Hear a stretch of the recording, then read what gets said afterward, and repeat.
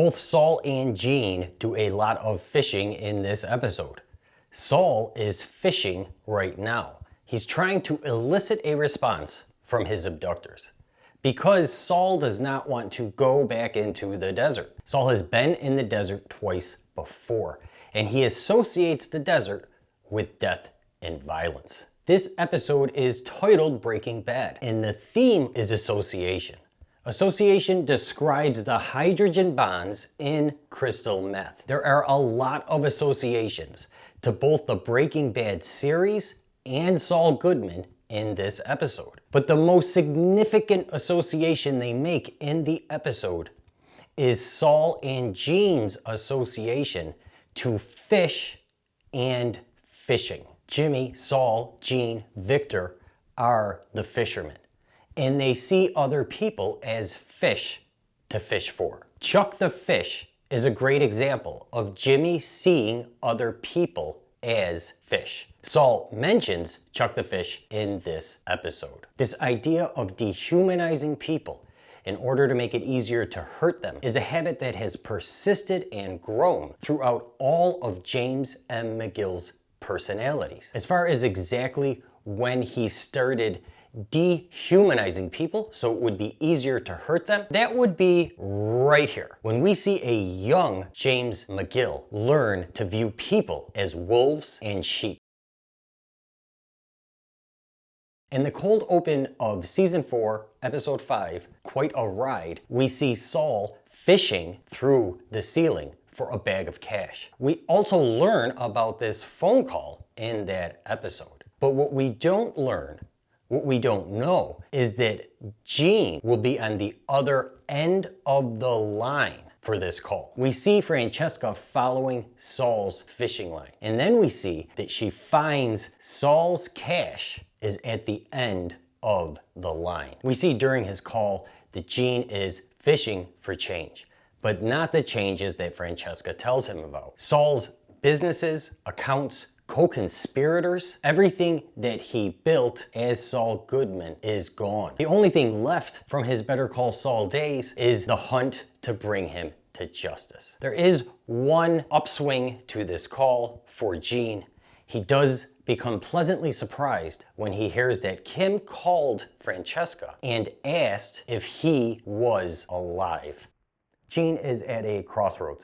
He needs to leave his Better Call Saul days behind him, and he needs to find a way to move on as Gene Takovic, but he cannot see how to do that. So instead of moving on, going forward, Gene is going to circle back around and try things that he's familiar with, like calling Kim and then more fishing. Kim Wexler is working at Palm Coast Sprinklers. This call to Kim does not go well for Gene. It seems like what happened is that Gene mistook Kim's basic human decency and asking Francesca if he was alive as Kim having an actual interest in him. Kim asking Francesca is just a basic human act of decency. But Jimmy does not recognize basic acts of human decency because he has been disassociating himself from humanity through the process of dehumanizing himself and others. Seeing people as fish or other animals is just one way to dehumanize people. Another way you can dehumanize somebody is by not calling them their name. Now, it doesn't matter what you call them as long as you're not calling them their name. It may even seem like a compliment. For instance, if you call someone Maestro. Anytime you are not calling someone by their name, you are denying them of their identity, which is dehumanizing. There are 3 references to Frankenstein in this episode. It is important to note that Dr. Frankenstein created a monster who he never gave a name. Dr. Frankenstein used to call the monster things like beast and wretch. This was all in effort for him not to humanize his creation. It wasn't until the 1931 film that audiences who felt sympathy for the monster associated the name Frankenstein with the monster in order to help reconcile their very human emotion of sympathy for a monster. The audience gave the monster a name in order to help humanize him. Saul is the mad scientist. Jesse is Igor, the lab assistant who's going to help control the monster. And Heisenberg is the monster. Saul does not waste a moment in this scene. He gets right to dehumanizing both Walt and Jesse. He never asks either of them their names, yet he calls them several different names during this interaction. We see that Saul denies them of ownership or property by picking up their tools and playing with them like they're his toys. We also see Saul denies Walt's voice from the discourse. Walt keeps saying over and over again, I think about 4 times he says it, no details. But Saul just keeps drilling for more details. He does so until he actually puts the big picture together. And this is exactly why Walt didn't want any details shared with him. Saul rolled right over Walt's will. A very dehumanizing action. Gene uses the same tactics when he approaches Jeffy. We see in this episode that for the first time, Gene starts calling Jeffy Jeff. We then see that he erases Jeffy's voice from the discourse by telling him to stop talking. And then Gene denies Jeffy of his will, both when he refuses to provide any details about the plan that he is hatching. Also, Jeffy tries to ask Gene for an explanation. Why are you acting so differently than the last time we spoke? And Gene won't even acknowledge this. He doesn't reply to the question. And in this way, he is erasing Jeffy's will and perhaps even Jeffy's existence. He will not acknowledge that something happened to Jeffy. He will not acknowledge that Jeffy has the right to ask questions. After Gene's phone call to Kim, we see him in a place that we've seen him before. We see him exactly where we found Jimmy McGill in the first episode of this series. Frustrated, broke, and breaking things. Gene is tired of going in circles, but he also needs to get out of this Gene Takovic life. He just can't see himself spending the rest of his life making these cinnamon buns. Now, one thing that I did have a hard time putting my finger on, I kept going back and forth between, is Gene tired of finding new people to work with? Or is Gene tired of starting over? Or is it just a combination of both these things? I say this because to help emphasize, what we see is Gene paying a price for a lifetime of dehumanizing. The identity theft scenes that we see in this episode actually represent different phases and people from Jimmy's life. The scenes are more focused on the people from Jimmy's past, people that we might call partners. As far as this idea of Gene tired of starting over, and those are the circles he's tired of going in this episode, first in the cold open of Quite a Ride, which is connected to this episode, both through Saul fishing through the ceiling and through the phone call that Francesca's told about, we see that Saul is fishing in the ceiling for a bag of cash and that he has a bunch of diamonds hidden in his wall. And then in this episode on the phone call, we learned that Saul kept his businesses hidden in shells within shells. And he also had an offshore account. And I believe this is the first time we've heard of this, maybe not. But anyways, Saul Goodman took a lot of steps to make sure he would never have to start from nothing again. So this is obviously something that Saul wanted to avoid, and yet, once again, here is Gene starting over from nothing. Let's take a look at the 3 identity scenes that do take us through the partners that Jimmy Saul has had. Marco was a big, loud, obnoxious guy who never stopped pushing the con. Jimmy always went along with Marco's cons. And Jimmy did this until he was ready to move on. And once he was ready to move on, he just walked on. Moscow Mule is associated with Kim. It is a drink she had one day when Howard pushed her too far. Jimmy and Kim were partners, but they were never officially business partners. And Jimmy and Kim's scamming really began after Jimmy started selling cell phones on the street and Huel Babineau was arrested for hitting a cop. Kim and Jimmy were very successful in all the cons that they ran together. And Kim left Jimmy when the fun and games were over. Kim left Jimmy when the fun and games were over. That statement, when I first said it, it really struck me because Kim literally left when the episode Fun and Games was at its end, wasn't completely over. But I don't think that's a coincidence, and I never realized that before. Kim leaves Jimmy after Fun and Games is over. Walt had cancer. Jimmy, Saul, should have left Walt alone. A dying man can often feel like they have nothing to lose. Walt did bring an end to Saul Goodman's mini empire. He's the one that brought it crashing down, definitely in a sense.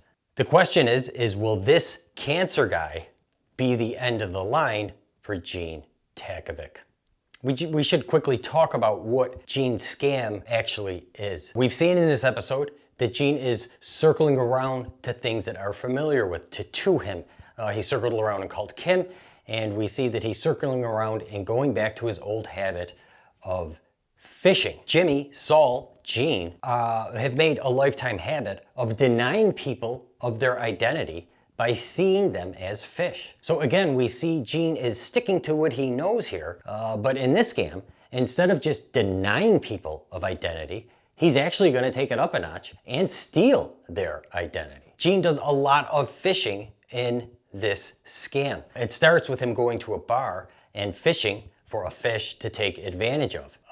But then we see that Buddy goes fishing through these people's personal things to steal their identity. And then as far as how Gene came up with this plan, you know, maybe he said, I'm gonna steal people's identities. If I say to myself, I'm gonna steal people's identities, I can't, how would I do that? Where do you even begin? How do you steal someone's identity? Well, we see that again, what Gene did was circle around to something he knew.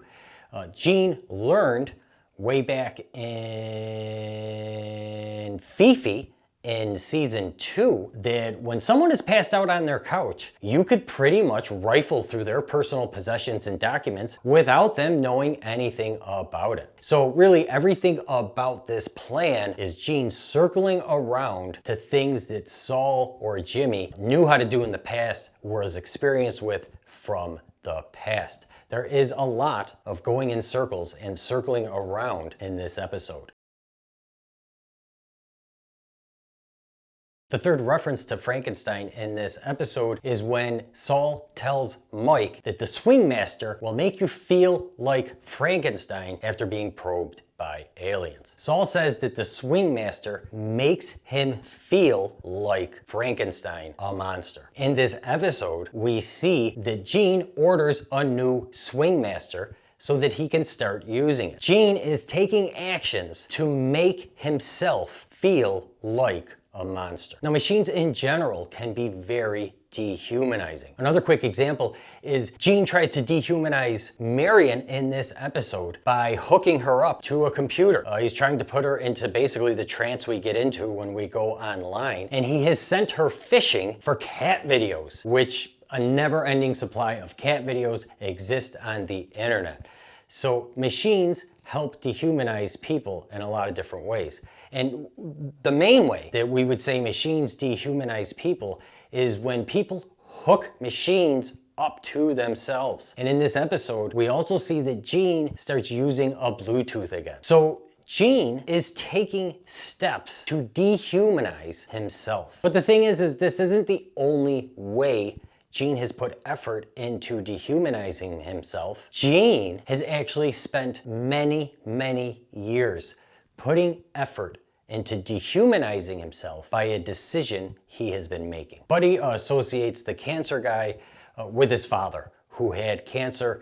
This produces sympathy in Buddy for the cancer guy, and Buddy just can't rip the cancer guy off. Gene has no time for this. It is completely unacceptable. Gene has dealt with things like this in the past. People not willing to go as far as he's willing to go, specifically with Kim in Fun and Games, who could not get over Howard's death, no matter how hard Jimmy asked her to. So Gene is not gonna tolerate this from Buddy. So the first thing that Gene does is try to explain to Buddy that everyone's a fish, that this cancer guy is no different than everybody else they've ripped off so far. But this doesn't work because Buddy has made an individual connection with this fish because of his father. He's not gonna see cancer guy as a fish, he sees him as a person. So once Gene realizes this, Gene moves on to the next thing and he tries to explain to Buddy, don't worry about it, you'll get over it. Now Gene adds, trust me, at the end of this. And to me, this reminds me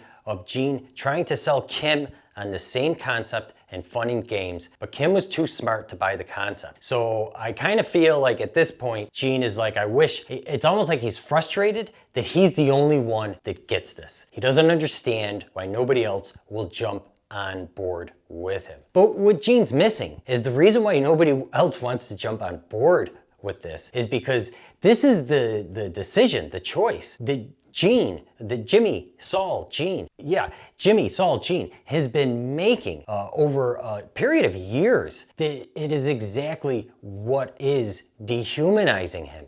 Nobody else is willing to jump on board with him in this philosophy because they do not want to turn themselves into a monster. And that is exactly what Gene is doing by consistently looking at the things he does and just telling himself, I'll get over hurting other people. I can hurt them because I will get over it. His getting over it is what is disassociating him from humanity. It's what is dehumanizing him. It is what is turning him into a monster. I think Gene is really, really aware of this. He just doesn't care. And it's hard for him to understand why other people care about it. So this is really emphasized in this episode when we see that Gene is actually still capable of having sympathy towards other people. When Cancer Guy tells him he has cancer, Gene feels bad. We know that Gene feels bad because his response to Cancer Guy is it bad? Of course, Cancer Guy is like, of course it's bad. It's never good.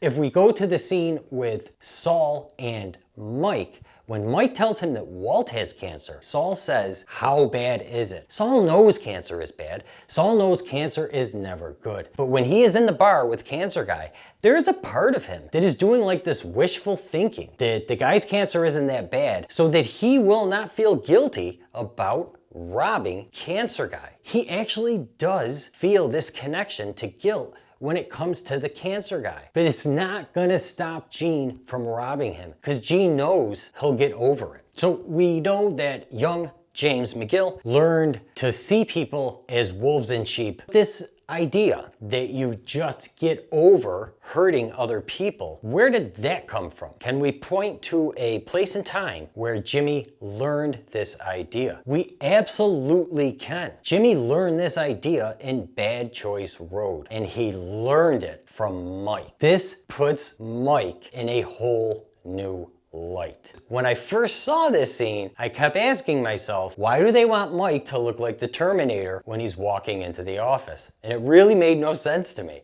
But now, Mike is the dehumanizer. And that's all I see in this shot. And now with everything we've seen in this episode, we can confidently say that Mike bears a major responsibility in making Jimmy, Saul, Gene into a monster. He certainly put him on the road to becoming a monster. He taught Saul how to dehumanize himself, how to keep hurting people and just get over it. Mike definitely dehumanizes himself Mike does this through the whole entire Better Call Saul series. Mike's comment to Jimmy in this episode, it made me uncomfortable. It's when Jimmy is on the Swing Master, Mike wants him to get off, and Mike says, I'm either gonna leave or put my foot in your skull. It was such an extreme response. It's like, what, are you kidding me? Like, someone's asking you to wait a minute and your response is, I'm gonna put a foot in your skull? It's just a horrible image. It's really violent. It's really escalated. It's unnecessary. It's so many things. But it's also extremely dehumanizing. The last two scenes we see in this episode are very different. Gene is going to rob Cancer Guy, and he's going to make a pitch to Walt. But they edit these two scenes together so that we will associate them with one another. And if we do that, we see a huge change from the person that Saul was when he approached Walt to the person that Gene has become when he's running this identity theft scam. In this scene, Saul is going fishing for his white whale, 170 pounds of clay that he can mold into a money-making machine / monster. Saul's approach to Walt is cunning and calculated. When Saul walks into this high school and invades Walt's classroom, he is going to change Walt from a high school chemistry teacher that makes meth into a meth dealer who teaches high school. This is literally going to shatter Walt's old world of who he thinks he is. He's going to need to rebuild his image of himself. And in that new image, he will be a meth dealer who teaches high school. And then in this moment where Walt's world, where his identity is shattered and he's trying to cope with that, that's when Jimmy tells Walt, oh, by the way, if you want to survive in your new world, you better call Saul. This was a truly brilliant approach by Saul. He broke down Walt, and then when Walt was broken and realizing he's in this new world, Saul reminds him, if you want to survive this new world, gonna need me to do it. In this scene, Gene is going fishing through some guy's pockets for an average payday. His actions can be described as irrational and brutish. Saul's approach to Walt was done with the precision of a surgeon. Gene's approach in this episode to the Cancer Guy is being done with the boorishness of a monster. And by the end of this episode, it seems pretty clear that Gene's lifetime of dehumanizing others and himself has finally caught up to him. That Gene has actually turned himself into a monster. I hope you enjoyed this video. If you did, make sure you check out all my videos on Better Call Saul and look out for more videos to come. Thanks so much for watching and have a great day.